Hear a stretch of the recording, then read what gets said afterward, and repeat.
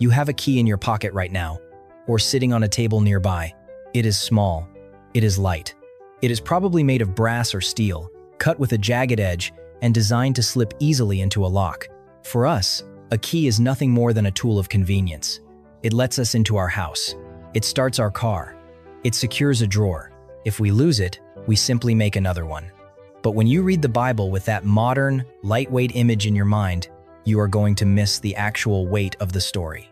In the ancient Near East, a key was not something you casually slipped into a pocket. For one thing, pockets did not exist. But more importantly, ancient keys were massive. They were often large, heavy wooden instruments, sometimes a foot or more in length, studded with iron or bronze pegs. They were cumbersome. You did not hold an ancient key in the palm of your hand. You carried it draped over your shoulder. It was a physical burden. That sounds like a small historical detail. It is not. That detail is the exact center of a biblical pattern that stretches from the ancient kings of Israel all the way to the final pages of Revelation. Because in the biblical world, a key was not just a tool for access, it was the ultimate symbol of delegated authority. Imagine an ancient royal palace. The king is the absolute sovereign. He owns the palace. He owns the treasury. He owns the storehouses. He commands the gates. But the king does not stand at the door letting people in. He appoints a master of the house, a royal steward. This steward is the second most powerful person in the kingdom. When the steward opens the royal treasury, it stays open. When the steward shuts the palace doors, no one gets in. The king's authority is absolute, but the steward's authority is active.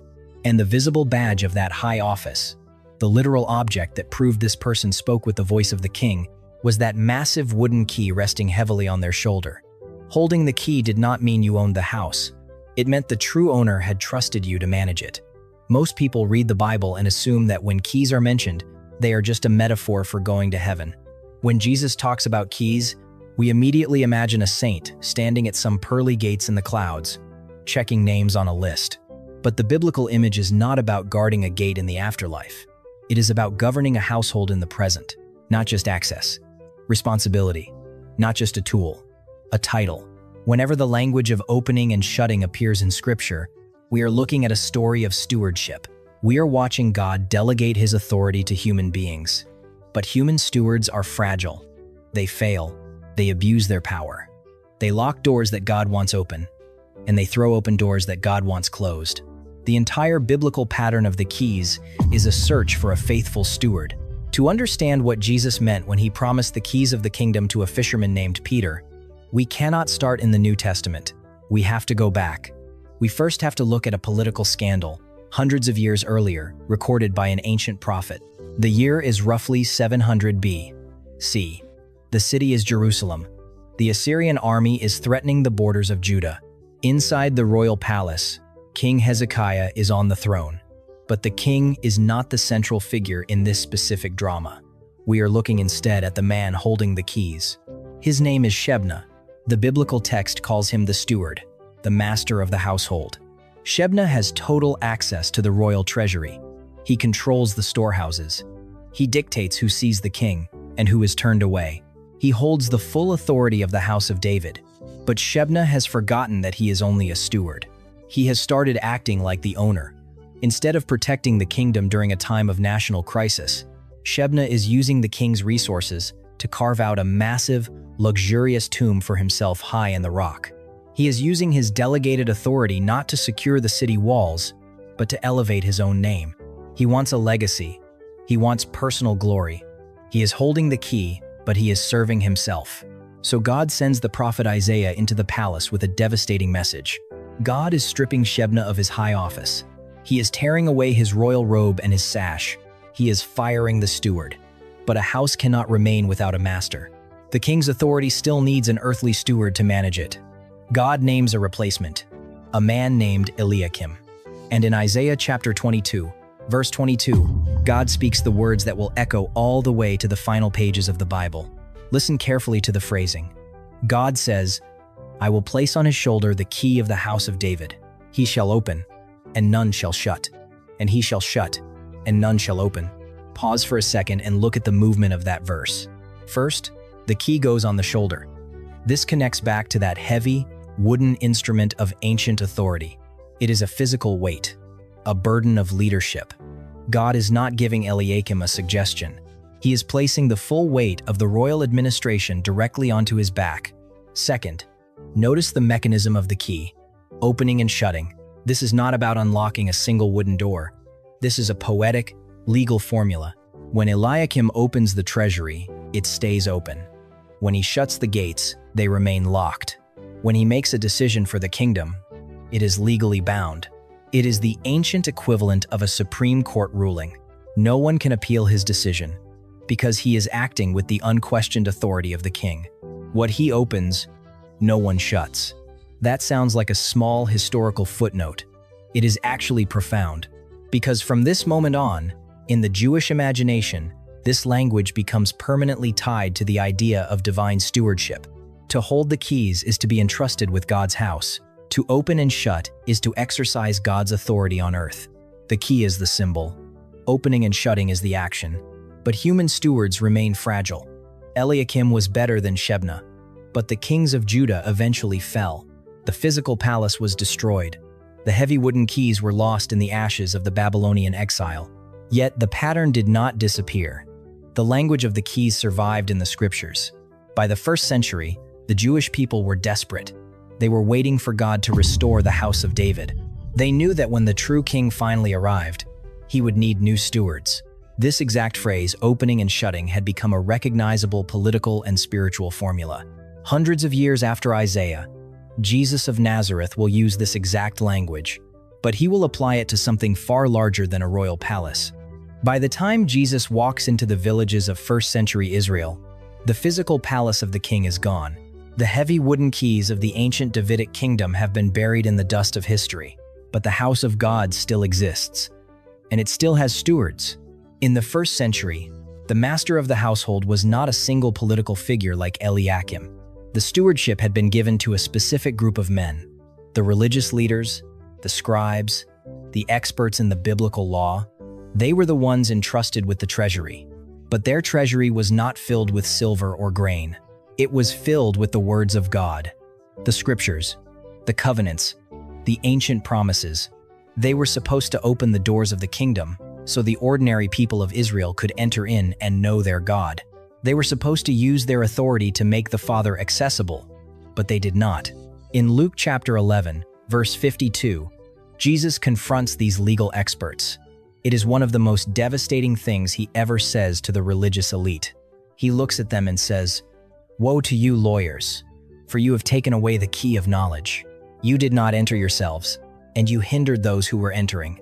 Pause for a second and look at the exact image Jesus is using. The key of knowledge. Most people assume this just means the scribes were bad teachers, or that they were hiding secret information. But in the context of the biblical pattern we have been tracing, Jesus is saying something far more severe. He is invoking the ancient badge of the steward. In the Hebrew mind, knowledge is not merely about intellectual supremacy.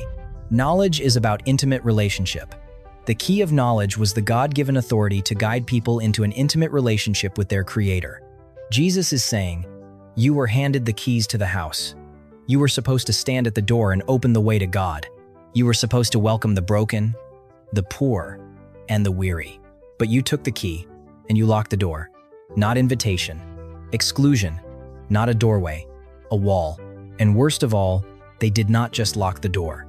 Jesus says they took the key away. The scribes had taken the beautiful, life-giving law of God and turned it into an impossible maze of microscopic rules.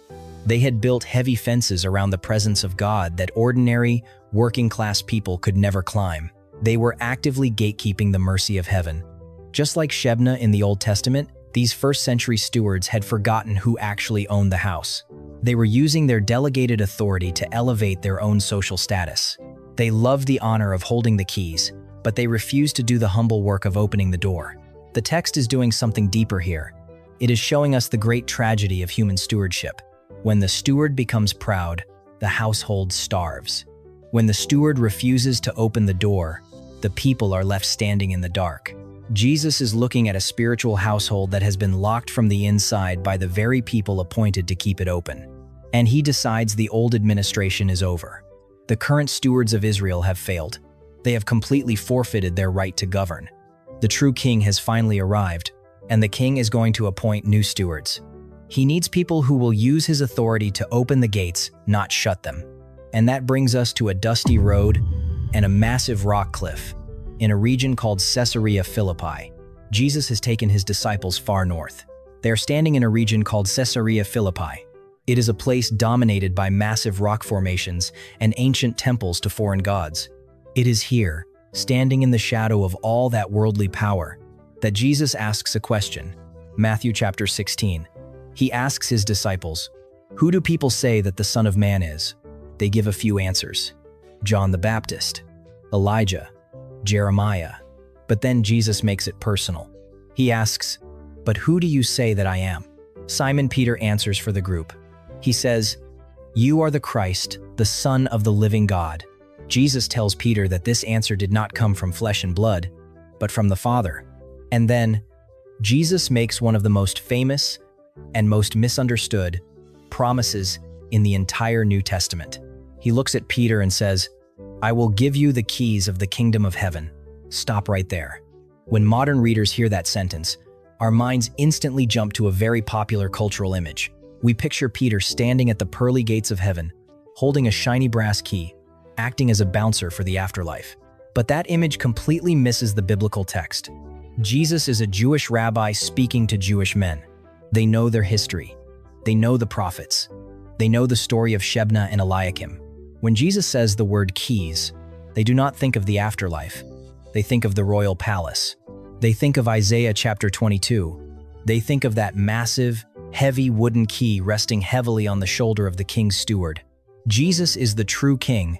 He is the long-awaited son of David. He has finally arrived to reclaim his house. But the current stewards of the house, the religious experts, have failed. They have locked the doors and taken away the key of knowledge. So the king is appointing new management. He is taking the keys away from the religious elite, and he is placing the weight of his household on the shoulders of his followers. Not just Peter. 2 chapters later, in Matthew chapter 18, Jesus will extend this exact same authority to the rest of the disciples. He is establishing the foundation of his church. He is making ordinary fishermen the new stewards of God's household on earth. Pause for a second and see what has emerged. So far, this has not been a random set of details. The key appeared first in an ancient royal palace, then moved into a devastating critique of the scribes. And now the same truth is becoming harder to miss. The keys are never about ownership. They are always about stewardship. They are the visible transfer of the king's authority to his people. Jesus is telling his church that they are now responsible for the doors. They are the ones entrusted with opening the way to the Father. But the pattern does not stop there, because Jesus immediately connects these keys to two very specific actions. He tells Peter that whatever he binds on earth will be bound in heaven, and whatever he looses on earth will be loosed in heaven. To a modern ear, binding and loosing sounds mysterious. It sounds like a mystical formula or a spiritual warfare tactic. But Jesus immediately connects the keys to two specific actions: binding and loosing. And to a first-century listener, those two words carried a very specific, everyday meaning. When modern Christians hear the words binding and loosing, they almost always think of spiritual warfare. We imagine binding an invisible enemy or loosing a spiritual blessing. But Jesus is not teaching his disciples a mystical formula for prayer. He is using the standard, everyday language of first-century Jewish law. To a first-century Jewish listener, binding and loosing were highly specific, legal terms. In the rabbinic tradition, to bind something meant to forbid it. To loose something meant to permit it. When the Jewish people had a question about how to walk faithfully with God, they went to their local rabbi. If a farmer asked, "Am I allowed to harvest my field on this specific holiday?" the rabbi would consult the scriptures. If the rabbi decided the action violated the law, he would bind it. He would declare it legally forbidden. If he decided the action was lawful, he would loose it. He would declare it permitted. Binding and loosing was the daily, practical work of interpreting the text and governing the community. Now, put this back into the moment at Caesarea Philippi. Jesus has just handed Peter the keys of the kingdom. He has appointed his disciples as the new stewards of God's house.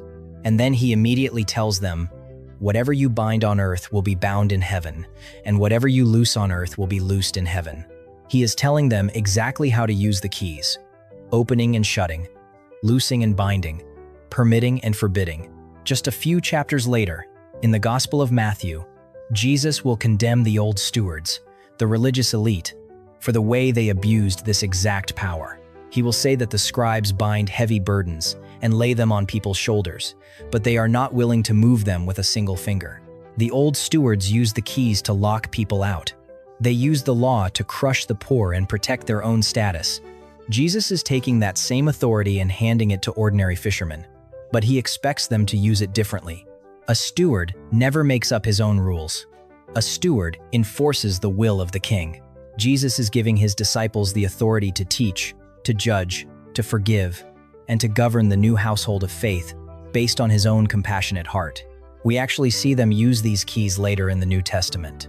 When the early church had to decide if non-Jewish believers needed to follow all the ancient dietary laws, the apostles gathered in Jerusalem. They looked at what Jesus had done, they listened to the Spirit, and they loosed the Gentile believers from that requirement. They used the keys to throw the doors open wider than they had ever been opened before. This is the true authority of the steward, not a mystical chant, a heavy responsibility, not creating new truth, faithfully applying the king's truth. The keys were given to the church so the church could guard the household in the physical absence of the king. The disciples were entrusted with the doors of the kingdom on earth, but the power of the human steward has a permanent limit. The disciples were given authority to govern the living. They were given authority to teach, to baptize, and to guide human hearts. But human beings are still mortal. The earthly house is still subject to time, decay, and loss. The disciples could open the doors of the church, but they could not open the doors of the grave. Peter could bind and loose the teachings of the law, but he could not loose a human soul from mortality. The keys of the kingdom on earth belong to the church, but there is one set of gates human hands can never unlock. There is one set of keys no human steward is allowed to carry. The apostles used their delegated authority to govern the early church, but eventually, time caught up with them. Peter was executed. The other disciples were martyred or died of old age. The earthly house they managed was still existing in a world where death always seemed to have the final word. Fast forward to the end of the 1st century. The Apostle John is exiled on the rocky, barren island of Patmos. He is an old man. He is the last surviving earthly steward of that original group from Caesarea Philippi, and he knows exactly what human authority cannot do.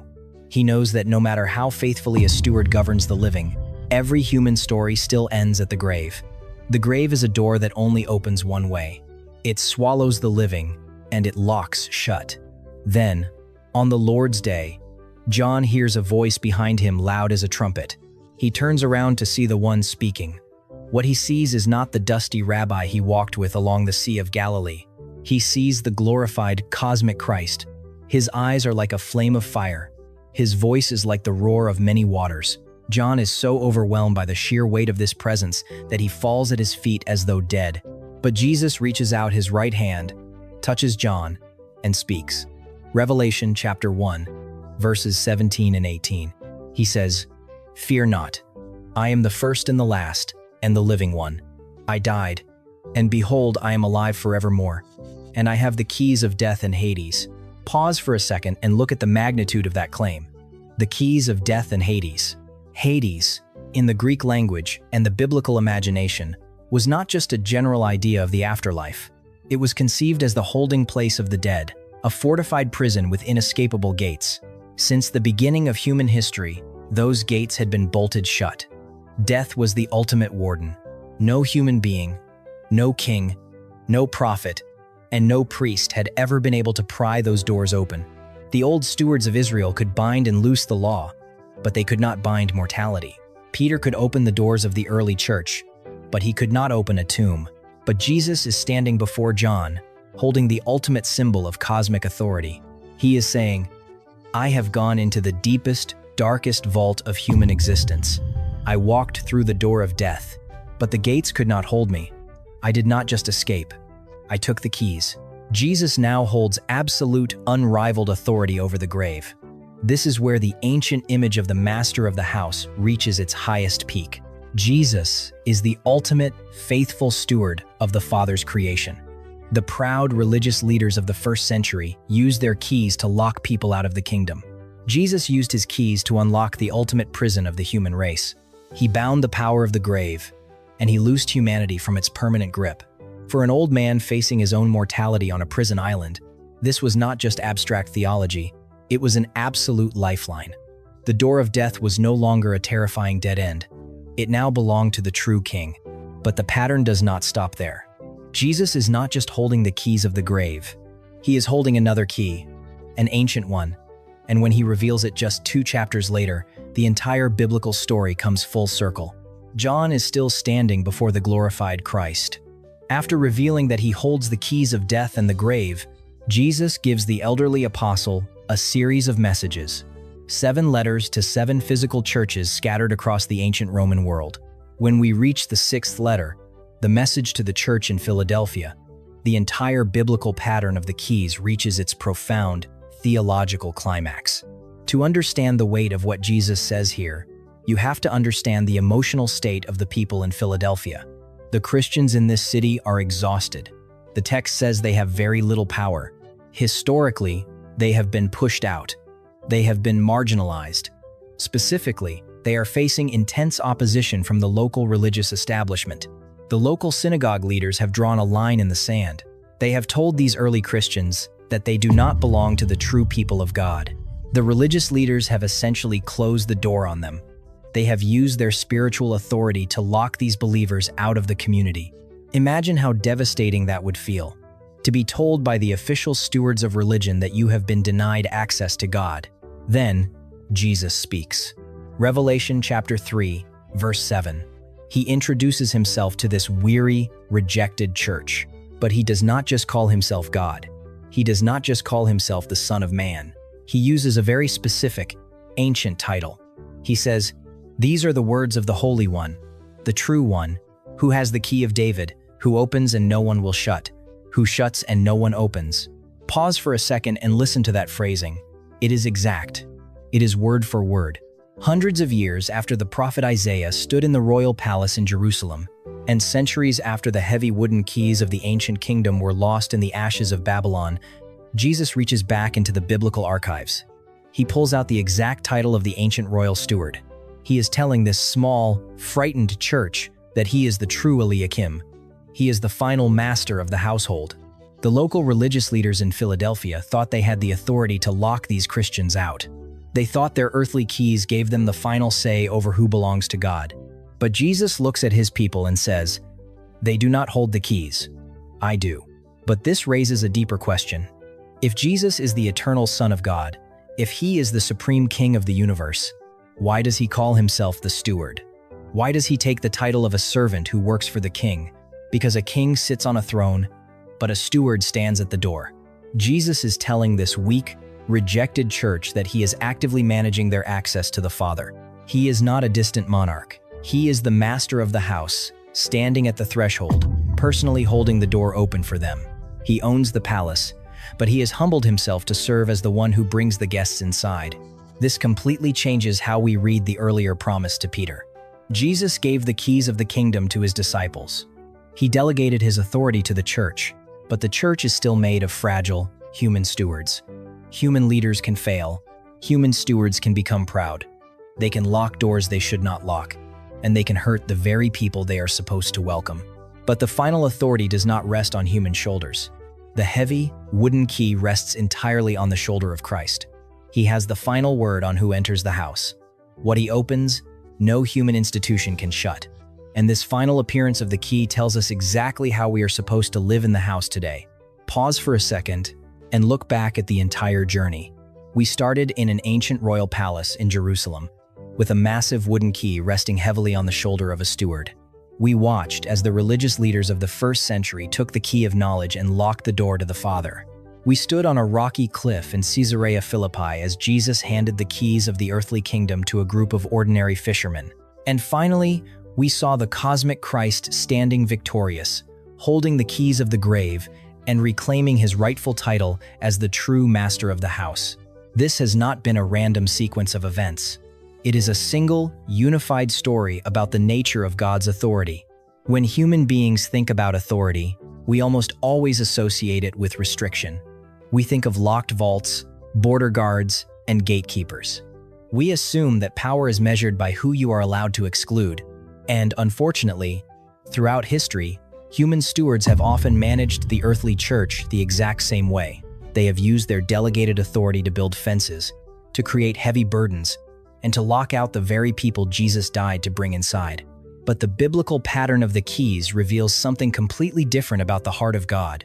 To see the final payoff of this entire pattern, look at what Jesus says in Revelation chapter 3, immediately after he announces that he holds the key of David. He looks at that small, weary, rejected church in Philadelphia, and he makes them a profound promise. He says, "Behold, I have set before you an open door, which no one is able to shut." Notice what just happened. The local religious leaders had shut the door on these believers. The earthly stewards had told them they did not belong, but Jesus steps to the threshold. He uses his supreme, unquestioned authority as the Son of David, and he throws the door wide open. And because he is the one holding the true keys, no human institution, no false steward, and not even death itself can pull that door shut. This changes the way we understand the whole concept of biblical authority. The true king does not use his power to keep the broken out of the palace. He uses his power to guarantee that the way to the Father remains open. The ultimate purpose of the keys was never merely to lock things away. The purpose of the keys was to secure the household, to bind the power of the enemy, and to loose the captives from the grip of the grave. Jesus took the keys so that you would never have to stand outside the house again. If this journey through Scripture has helped you see the Bible with fresh eyes, consider subscribing so you do not miss the next deep dive into the Word. When you read the Bible from now on, and you see the imagery of keys, opening, shutting, binding, or loosing, do not think of a mythical gate in the clouds. Think of the master of the house. Think of the heavy responsibility of the earthly stewards. Think of the king who went into the darkest prison of human existence, took the keys of death, and conquered the grave just to bring his people home. The key was never just a tool. It was the shape of divine access.